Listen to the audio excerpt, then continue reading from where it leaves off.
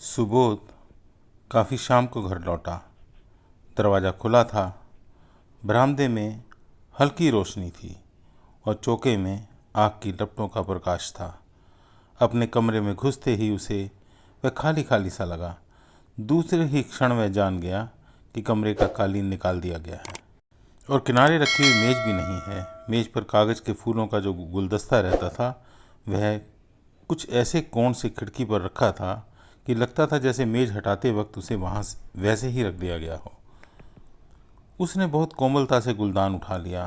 कागज़ के फूल थे तो क्या, गुलदान तो बहुत बढ़िया कट क्लास का था। पहले कभी कभी शोभा अपने बाग में गुलाब लगा जाती थी, पर अब तो इधर कई महीनों से यही बदरंग फूल थे और शायद यही रहेंगे। सुबोध ने फिर खिड़की का गुलदान रखते हुए सोचा, हाँ यहीं रहेंगे, क्योंकि शोभा की सगाई हो गई थी और उसका भावी पति किसी अच्छी नौकरी पर था। सुबोध ने कोट उतार कर खूंटी पर टांग दिया। आखिर कब तक शोभा के पिता उसके लिए अपनी लड़की कुंवारी बिठाए रखते। सुबोध खिड़की के पार देख रहा था। धूल भरी सांझ, थके चेहरे, बुझे हुए मन। फिर वह माँ के पास आया। उसकी माँ चौके में चूल्हे के पास ही बैठी थी। वह वहीं पीढ़े पर बैठ गया। कुछ देर कोई नहीं बोला। माँ ने दो एक बार उसे देखा जरूर, पर कुछ कहा नहीं। पत्थर की मूर्ति की तरह बैठी रही, ऐसी मूर्ति जिसकी केवल आंखें जीवित थी। एकाएक सुबोध पूछ बैठा, अम्मा, मेरे कमरे का कालीन कहाँ गया? धूप में डाला था क्या? बाएं हाथ से धोती का पल्ला सिर पर खींचती हुई माँ बोली, वृंदा अपने कमरे में ले गई है। उसकी कुछ सहेलियां आज खाने पर आएंगी। सुबोध को अपने पर आश्चर्य हुआ कि वह इतनी सी बात पहले ही क्यों न समझ गया। उसकी सारी चीज़ें वृंदा के कमरे में जा चुकी थी। सबसे पहले पढ़ने की मेज़, फिर घड़ी, आराम कुर्सी और अब कालीन और छोटी मेज़ भी। पहले अपनी चीज़ वृंदा के कमरे में सजी देखकर उसे कुछ अटपटा लगता था, पर अब वह अभ्यस्त हो चुका था। यद्यपि उसका पुरुष हृदय घर में वृंदा की सत्ता स्वीकार ना कर पाता था। उसे अनमना हुआ देख माँ ने कहा, तुम्हारे इंतज़ार में मैंने चाय भी नहीं पी, अब बना रही हूँ, फिर कहीं चले मत जाना। और पतीली का ढक्कन उठाकर देखने लगी। सुबोध दोनों हाथों की उंगलियां एक दूसरे में फंसाए बैठा था। उसके कंधे झुक गए और उसके चेहरे पर विषाद और चिंता की रेखाएं गहरी हो गईं। सशंक नेत्रों से माँ उसे देखती रही। मन ही मन कई बातें सोचीं कहने की, मौन का अंतराल तोड़ने की, पर ना जाने क्यों वाणी न दे सकी। उसकी आंखों के सामने ही सुबोध बदलता जा रहा था। इस समय उसके नेत्र माँ पर अवश्य थे, पर वह उनसे हजारों मील दूर था। मौन रहकर जैसे वह अपने अंदर अपने आप से लड़ रहा था। काश सुबोध फिर वही छोटा सा लड़का हो जाता जिसके त्रास वह अपने स्पर्श से दूर कर देती थी। पर सुबोध जैसे अब उसका बेटा नहीं रहा था। वह एक अनजान, गंभीर, अपरिचित पुरुष हो गया था, जो दिन भर भटका करता था, रात को आकर सो रहता था। सुख के दिन उसने भी जाने थे। अच्छी नौकरी थी, शोभा थी। अपने पुराने गहने तोड़ाकर माँ ने कुछ नई चीज़ें बनवा ली थीं और अब वे नए बुंदे और बालियाँ, हार और कंगन बक्स में पड़े थे। शोभा की शादी होने वाली थी और सुबोध बदलता जा रहा था। दो धुंधली जल भरी आँखें दो उदास आँखों से मिली। उनमें एक मूक अनुनय थी। सुबोध ने माँ के चेहरे को देखा और मुस्कुरा दिया। शब्द निरर्थक थे। दोनों एक दूसरे की गोपन व्यथा से परिचित थे। उनमें एक मूक समझौता था। माँ ने इधर बहुत दिनों से सुबोध के नौकरी के विषय में कुछ नहीं पूछा था और सुबोध भी अपने आप यह प्रसंग ना छेड़ना चाहता था। उसने कहा, देखो शायद पानी खौल गया। माँ चौंकी। दो बार जल्दी जल्दी पलक झपकाए, फिर खड़ी होकर अलमारी से चायदानी उठाई, उसे गर्म पानी से धोया, बहुत सावधानी से चाय की पत्ती डाली और पानी उडेला, फिर उस पर टिकोजी लगा दी।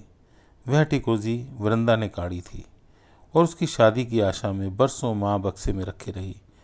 अब उसे रोज व्यवहार करना माँ की पराजय थी। उससे बड़ी पराजय थी सुबोध की, जो अपनी छोटी बहन की शादी नहीं कर पाया था।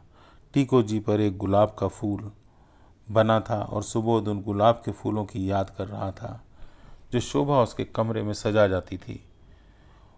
उन बाली और बूंदों की सोच रहा था जो शोभा अब नहीं पहनेगी। दूध गर्म कर और प्याला पहुँचकर माँ ने चाय सुबोध के आगे रख दी।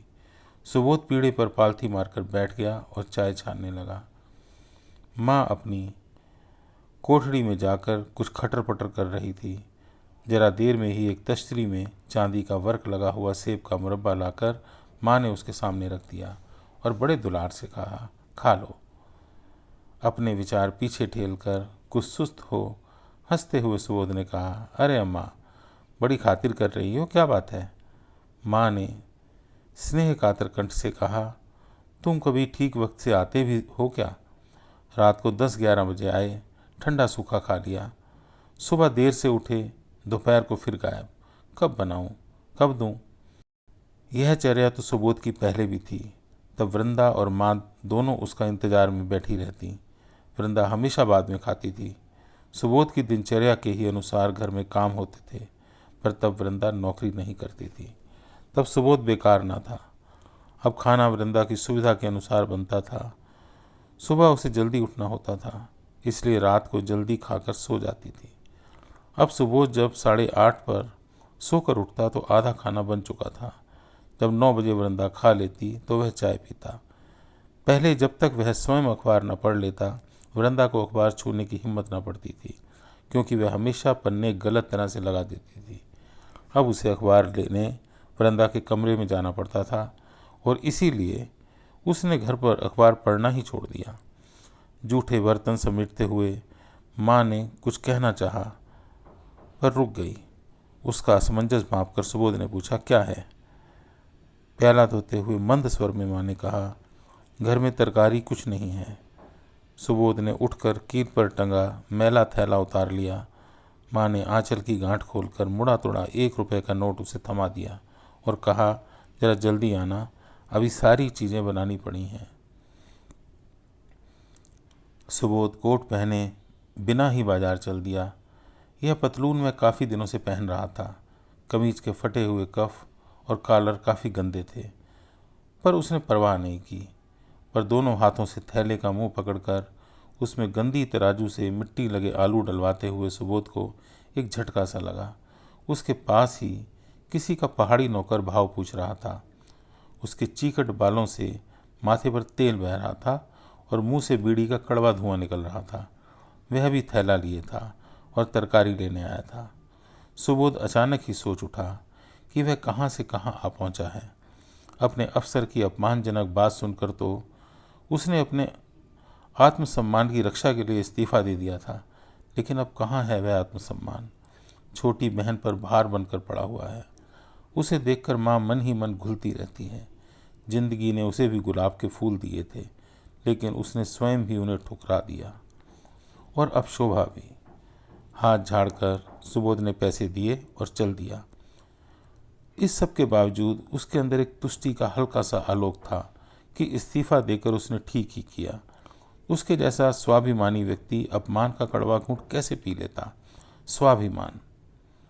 सुबोध के होंठ एक कड़वी मुस्कान से खिंच उठे। वाह रे स्वाभिमानी, उसने अपने आप से कहा। उसे वह सब बातें स्पष्ट होकर फिर याद आ गईं, वे बातें जो रह रह कर टीस उठाती थीं। सुबोध स्मृति का एल्बम खोलने लगा। हर चित्र स्पष्ट था। नौकरी छोड़कर वह कुछ महीने घर नहीं लौटा। वहीं दूसरी नौकरी खोजता रहा और जब लौटा तो उसने घर का चित्र ही बदला हुआ पाया।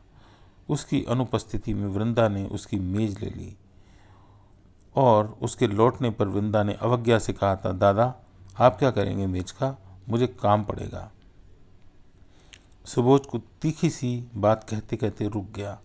कई साल में घिसट घिसट कर BA LT कर लेने और मास्टरनी बन जाने से ही जैसे वृंदा का मेज पर हक हो गया हो। कोई अध्यापिका होने से ही पुस्तकों का प्रेमी नहीं हो जाता। सुबोध की उस मेज पर अब जूड़े के कांटे, नेल पॉलिश की शीशी और गर्द भरी किताबें पड़ी रहती थीं। और फिर कुछ दिनों बाद माँ ने कहा, वृंदा को रोज़ स्कूल जाने में देर हो जाती है, अपनी अलार्म घड़ी दे दो सुबोध। सुबोध ने कठोर होकर कहा था, नई घड़ी क्यों नहीं खरीद लेती, उसे कमी है। माँ ने आहत और भर्त्सनापूर्ण दृष्टि से उसे देखकर कहा, उसके पास बचता ही क्या है, तुम खर्च करते होते तो जानते। नहीं, मुझे क्या पता, हमेशा से तो वृंदा ही घर का खर्च चलाती आई है, मैं तो बेकार हूँ निठल्ला। और झुंझला कर सुबोध ने घड़ी उसे दे दी थी। सबसे अधिक आश्चर्य तो उसे वृंदा पर था। अक्सर वह सोच उठता था कि यह वही वृंदा है जो उसके आगे पीछे घूमा करती थी, उसके सारे काम दौड़ दौड़ कर किया करती थी। जब भी उसे चाय मांगी वृंदा ने चाय तैयार कर दी। और अब एक रात जरा देर से आने पर उसने सुना वृंदा बिगड़कर माँ से कह रही थी, काम ना धंधा, तब भी दादा से यह नहीं होता कि ठीक वक्त पर खाना खा लें। तुम कब तक जाड़े में बैठोगी माँ, उठकर रख दो, अपने आप खा लेंगे। उसके बाद सुबोध रात को चुपचाप आता, ठंडा खाना खाकर अपने कमरे में लेट जाता। सुबह जग जाने पर भी पड़ा रहता और वृंदा की चाय पी लेने पर उठकर चाय पीता। बाजार से सौदा ला देता, मैले ही कपड़े पहनकर बाहर चला जाता और जब थक जाता तो खिड़की के बाहर देखने लगता। माँ प्रतीक्षा में दरवाजे पर खड़ी थी। उनके हाथ में थैला देख वह अपने कमरे में चला गया। कमरा उसे फिर नग्न और सूना सा लगा। जूते उतार कर वह चारपाई पर लेट गया। चारपाई बहुत ढीली थी, उसके लेटते ही दरी सिकुड़ गई। तकिया नीचे खिसकाया, दरी की सिकुड़ ने पीठ में गड़ती रहीं। सुबोध की आंखें बंद थी, हाथ शिथिल और कान अंदर, और बाहर के विभिन्न स्वर सुनते रहे। खिड़की के पास से गुजरते दो बच्चे, सड़क पर किसी राही की बेसुरी बांसुरी, खटखट करते दो भारी जूते, अंदर बर्तन की हल्की खटपट, तरकारी में पानी पड़ने की छन्न और खींची जाती चारपाई के पायों की फर्श की रगड़। तभी बाहर का दरवाजा अचानक खुला और वृंदा ने कुछ तीखे स्वर में पूछा, अम्मा दादा घर में हैं? सुबोध सुनकर भी ना उठा। माँ का उत्तर सुन वृंदा कमरे के दरवाजे पर आकर खड़ी हो गई और बोली, दादा तांगे वाले को रुपया बनाकर 12 आने दे दो। सुबोध ने चप्पलों में पैर डाले, उसके हाथों से रुपया लिया और बाहर आया। उसकी दृष्टि सामने खड़ी शोभा से मिल गई। उसके नमस्कार का संक्षिप्त उत्तर दे मैं बाहर आ गया। नोट तोड़ाकर तांगे वाले को पैसे दिए और फिर अंदर नहीं गया। पड़ोस में एक परिचित के घर बैठ गया और शतरंज की बाजी देखने लगा। वहाँ बैठे बैठे जब उसने मन में अंदाज लगा लिया कि अब तक शोभा और निर्मला खाना खाकर चली गई होंगी, तो वह घर आया। सड़क पर सन्नाटा हो गया था। बत्तियों के आसपास धुंधले प्रकाश का घेरा था और पान वाला ग्राहकों की प्रतीक्षा में चुप और स्थिर बैठा था। वृंदा ने झुंझला कर कहा, कहाँ चले गए थे दादा? शोभा और निर्मला कब से घर जाने को बैठी हैं, तुम्हें पहुँचाने जाना है। मुझे मालूम नहीं था, सुबोध ने कहा। जैसे कभी शोभा को घर पहुँचाया ही नहीं है, वृंदा ने कहा। तब सुबोध ने सोचा, तब शोभा की सगाई कहीं और नहीं हुई थी, तब वह बेकार नहीं था। शोभा उससे शर्माती थी, पर उसके गुलदान में फूल लगा जाती थी। माँ नए गहने बनवा रही थी और वृंदा अपने कमरे में बैठी बैठी कुड़ती थी, क्योंकि वह बदसूरत थी और उससे कुछ शादी करने को राजी नहीं होता था। अच्छा तो चलें। सुबोध ने शोभा की ओर नहीं देखा, पर शोभा बोल पड़ी, हमें जल्दी नहीं है, आप खाना खा लीजिए। माँ ने कढ़ाई चूल्हे पर चढ़ा दी। वृंदा निर्मला को लेकर अपने कमरे में चली गई। सुबोध बैठ गया और शोभा ने उसके आगे तिपाई लाकर रख दी। फिर उसने रेशमी साड़ी का आंचल कमर में खोंस लिया और थाली लाकर उसके सामने रख दी। सुबोध नीची नज़र किए खाने लगा। चौके से बरामदे, बरामदे से चौके में बार बार जाती हुई शोभा की साड़ी का बॉर्डर उसे दिखाई देता रहा। हरी साड़ी, जोगिया बॉर्डर, जिस पर मोर और तोते कड़े हुए थे। कभी कभी एड़ियाँ भी झलक उठतीं, उजली चिकनी एड़ियाँ। सुबोध को लगता कि वह अतीत में पहुंच गया है और शोभा वही है, वही जिससे कभी उसकी प्यार की बातें नहीं हुई, पर जो अनायास ही उससे शर्माने लगी थी। शायद उसे पता चल गया था कि उसके पिता ने सुबोध से बातचीत शुरू कर दी है, और शायद अब तक शादी भी हो जाती अगर सुबोध को कोई दूसरी नौकरी मिल जाती। या अगर सुबोध पहली अच्छी नौकरी ना छोड़ता। सुबोध ने खाना बंद कर दिया। पानी पीकर हाथ धोने उठा तो शोभा झट से हाथ धुलाने लगी। उसकी आंखों में विनय भरी कातरता थी, उसके मुख पर उदासी, पर उसके बालों में सुवास आ रही थी। जब वह तांगा लेकर आया तो शोभा माँ के पास चुपचाप खड़ी थी और माँ उसके सिर पर हाथ फेर रही थी। रास्ते भर दोनों चुप रहे। सबसे पहले निर्मला का घर आया। उसके उतर जाने पर शोभा ने आंसू भरे कंठ से कहा, आप यहाँ पीछे आ जाइए ना। वह उतरकर पीछे आ गया। तब वह बोली, कुछ बोलेंगे नहीं? क्या कहूँ? सुबोध ने उसकी ओर मुड़कर उसे देखते हुए कहा। शोभा की आंखें छलक रही थीं। पहुँचकर कहा, मैंने तो पिताजी से बहुत कहा, फिर आखिर मैं क्या करती? मैं तो कुछ भी नहीं कह रहा हूँ। इस बात को स्वीकार कर लो कि मैं ज़िंदगी में फेलियर हूँ, कंप्लीट फेलियर। कुछ नहीं कर सका। जैसे मेरी ज़िंदगी में फुल स्टॉप लग गया है। अब ऐसे ही रहूँगा। तुम्हारे फादर ने ठीक ही किया। तुम सुखी होगी। प्यार से बड़ी एक और आग होती है, भूख की, पेट की। वह आग धीरे धीरे सब कुछ लील लेती है। आप इतने बिटर क्यों हो गए हैं? जिंदगी ने मुझे बिटर बना दिया। फिर जैसे जाग कर तांगे वाले से कहा, अरे बड़े मियाँ, लौटा ले चलो, घर तो पीछे छूट गया। शोभा उतरी। कुछ क्षण अनिश्चित सी खड़ी रही। सुबोध के हाथ बढ़े पर फिर पीछे लौट आए। अच्छा शोभा। नमस्ते, शोभा ने कहा और वह अंदर चली गई। तांगे में अकेला सुबोध सड़क पर घोड़े की एक रस टापों के शब्द सुन रहा था। कभी कभी तांगे वाला खांस उठता और वह खांसी उसका शरीर झंझोड़ जाती। अंधेरा, खांसी और आखिरी सपने की भी मौत। सुबह उठकर सुबोध ने सबसे पहले बरामदे में बैठे धोबी को देखा। जितनी देर में उसके लिए चाय बनी, उसने अपने सारे गंदे कपड़े इकट्ठे कर उनका ढेर लगा दिया।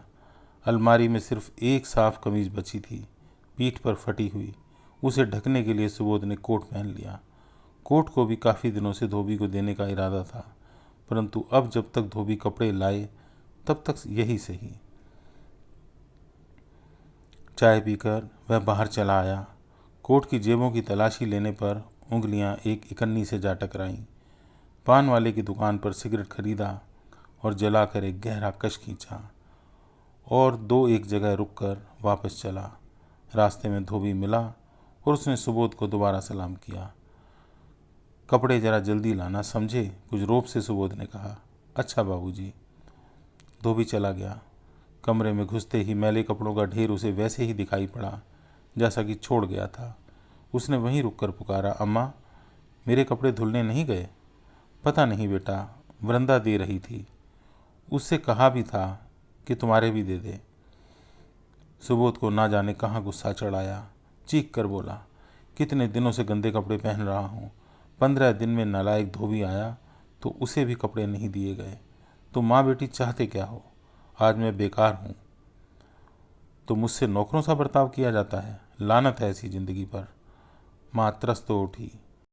जब सुबोध का कंठ स्वर इतना ऊंचा हो गया कि बाहर तक आवाज़ जाने लगी तो वह रो दी। उन्होंने कुछ कहना चाहा मगर सुबोध ने अवसर नहीं दिया। कहता गया, मुझे मुफ्त का नौकर समझ लिया है। पहले कभी तुमने मुझे यह सब काम करते हुए देखा था? फिर उनके कंठ की नकल करता हुआ बोला, घर में तरकारी नहीं है, वृंदा की सहेलियाँ खाना खाएंगी। उधर हमारी बहन है कि हुकूमत किया करती है। अब मैं समझ गया हूँ कि मेरी इस घर में क्या कद्र है। मैं आज ही चला जाऊँगा, तुम दोनों चैन से रहना। कहता कहता वह घर से बाहर आ गया। अपनी छटपटाहट में उसने अंदर तक तीव्र विध्वंसक प्रवृत्ति जाग उठी। उसका मन चाह रहा था कि जो कुछ भी सामने पड़े उसे तहस नहस कर डाले। वह चलता गया और उसी धुन में एक साइकिल सवार से टकरा गया। वह गिर पड़ा। उसके ऊपर साइकिल आ गई और वह व्यक्ति सबसे ऊपर। जब उसकी कोहनियाँ खुरदरी सड़क से छिली और एक तीव्र पीड़ा हुई तो उसका ध्यान बटा। वह कुछ हक्का बक्का से रह गया। उसने पाया कि उस व्यक्ति ने उससे तकरार नहीं की। अपने कपड़े झाड़े और साइकिल उठाते हुए कहा, भाई साहब जरा देख कर चला कीजिए, चोट तो नहीं आई। अगर वह लड़ता तो उस मूड में शायद सुबोध मारपीट करने को उतारू हो जाता, पर उसकी अप्रत्याशित विनम्रता से सुबोध ठिठक कर रह गया। जब सुबोध ने उठकर चलने की कोशिश की तो पाया कि बायां पैर सूजने लगा है। लंगड़ाता हुआ वह पार्क की बेंच पर आकर बैठ गया। उसकी दाहिनी कोहनी से खून टपक रहा था। जरा सा भी हिलने से पैर में तीव्र पीड़ा होने लगती थी। उसने संभाल कर पैर बेंच पर रख लिया और लेट गया। अपना ध्यान पीड़ा से हटाने के लिए वह फूलों को देखने लगा। उसकी बेंच के पास ही गुलाब की घनी बेल थी जिसमें हल्के पीले फूल थे। दर्द बढ़ता जा रहा था। उसने हिलना डुलना भी बंद कर दिया। कुछ देर स्थिर पड़े रहने से दर्द में विराम हुआ तो उसके ख्याल फिर सवेरे की घटना पर केंद्रित हो गए। उसका पैर हिला और दर्द की एक तेज लहर उठकर पूरे बाएं पैर में व्याप्त हो गई। सुबोध ने होठ भींच लिए। जाड़ों की धूप थी, पर लोहे की बेंच धीरे धीरे गर्म होती जा रही थी। बेंच का एक उठा हुआ कोना उसकी पीठ में गड़ रहा था, पर वह हिला डोला नहीं। आंखें खोलकर सड़क की ओर देखा तो स्कूल जाते बच्चे, साइकिलें, खोमचे वाले। उसने आंखें बंद कर ली। जब पैर का दर्द कम होता तो कोहनी छरछराने लगती, पर इस आत्मपीड़न से जैसे उसे कुछ संतोष सा हो रहा था। वह कब सो गया उसे पता नहीं। जब आंखें खुली तो सूरज सिर पर था और बेंच तप रही थी। वह उठकर बायां पैर घसीटता और दर्द सहता हुआ छांव में घास पर लेट गया। उस पर एक बेहोशी सी छाई जा रही थी। घास का स्पर्श शीतल था। सुखदाई हवा में गुलाब के फूलों की सुवास थी, पर उसे चैन न था। उसे अचानक माँ का ध्यान आया। शायद वह चिंतित दरवाजे पर खड़ी हो, शायद वह उसके इंतजार में भूखी हो। उसने एक लंबी सांस ली और बाहें सिर के नीचे रख ली। दिन कितना लंबा हो गया था कि बीत ही नहीं रहा था। जैसे एक युग के बाद आकाश में एक तारा चमका और फिर अनेक तारे चमकते उठे। सुबोध घास में से उठकर फिर बेंच पर लेट गया। उसके सिर में भारीपन था, मुंह में कड़वाहट, पैर में जैसे एक भारी पत्थर बंधा था। सारा दिन हो गया था, पर उसे कोई खोजता हुआ नहीं आया। वृंदा को तो पता था कि वह अक्सर पार्क में बैठा करता है, मगर उसे क्या फिक्र। पार्क से लोग उठ उठ कर जाने लगे। बच्चे उनकी आयाएं, स्वास्थ्य ठीक रखने के लिए घूमने आने वाले प्रौढ़, दो दो चोटियां किए हंस हंस कर एक दूसरे पर गिरती मोहल्ले की लड़कियां। पार्क शांत हो गया। हरी घास पर बच गए मूंगफली के छिलके, पुड़ियों के कागज के टुकड़े, तोड़े गए फूलों की मसली हुई पंखुड़ियाँ। 3 फाटक बंद कर लेने के बाद चौकीदार सुबोध की बेंच के पास आकर खड़ा हो गया। अब घर जाओ बाबू, पार्क बंद करने का टेम हो गया। बिना कुछ कहे सुबोध उठ गया।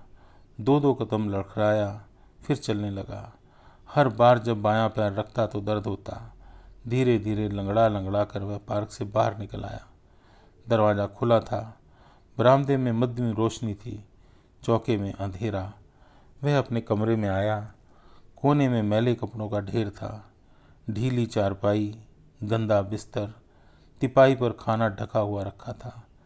सुबोध चारपाई पर बैठ गया और तिपाई खींचकर लालचियों की तरह जल्दी जल्दी बड़े बड़े कौर खाने लगा।